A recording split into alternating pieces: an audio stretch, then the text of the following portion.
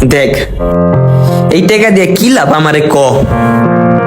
আমি টাকা দিছি তোরে তোর নিজে দুঃখের কথা শুন না, আর আমার সেই টাকাটা কেন আবার আমার তোর থেকে চাইতে হয়? আমার নিজের দুঃখের কথা তোরে হুনায়া জিনিসটা কেমন হয়ে গেল না?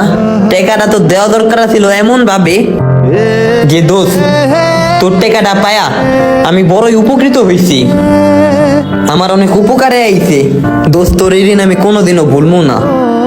এটা বলার কর্তব্য ছিল তোর, এটা বলার দায়িত্ব আছিল তোর। আর আমার থেকে ধার টাকা নিয়ে তুই আমার তোর পিছনে লাড্ডুর মতো ঘুরাইতে আসছ। আমার আর ঘুরাইস না, আমার টাকাটা ফেরত দে।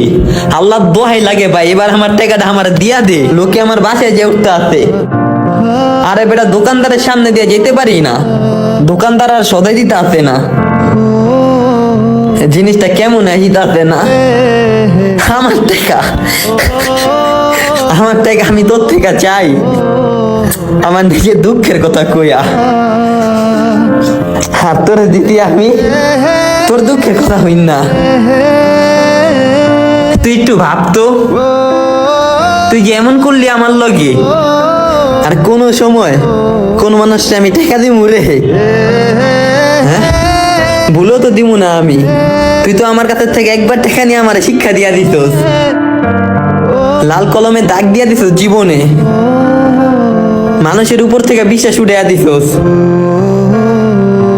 এখন কি বাজান, আমার টাকাটা আমার ফেরত দিবি নাকি লাড্ডুর মতো আরো ঘুরাইবি? না না, এবার দিয়া দিমু শিওর, কালকেই তোর টাকাটা দিয়া দিমু। তুই যদি না দেস, এই টাকা আমি আর চামু না, এই টাকার আশা আমি ছেড়া দিমু। মনে করমু আল্লাহর রাস্তায় এই টাকা আমি একজন অন্ধ ভিক্ষুকরে, একজন লুলা ভিক্ষুকরে দান কইরা দিছি।